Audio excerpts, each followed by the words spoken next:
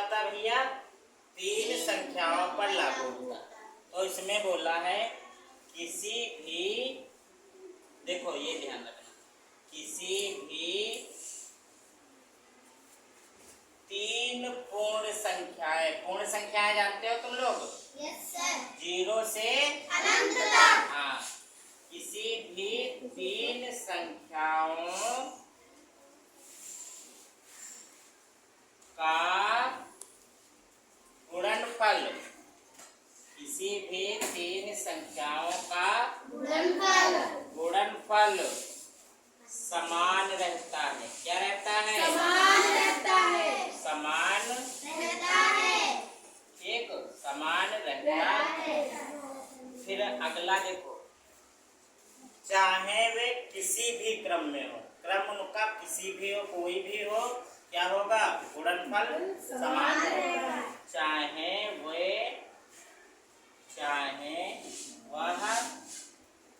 किसी भी क्रम में हो, किसी भी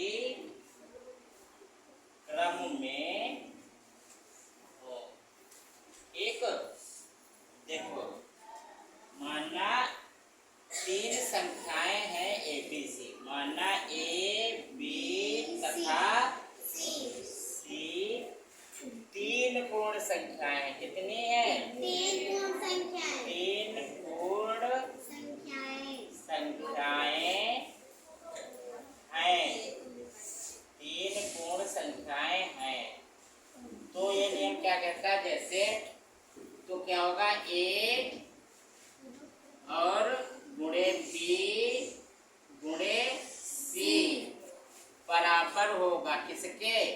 कोई भी क्रम लिख दो, C गुणे B गुणे A, या फिर लिख दो B गुणे C गुणे A। समझ में आई बात? यहाँ पे देखो, यहाँ पे मान लो, मानना A बराबर रख लो 2, B बराबर रख लो 3 और C बराबर रख लो 4। तो यहाँ पे देखो, A का मान कितना है?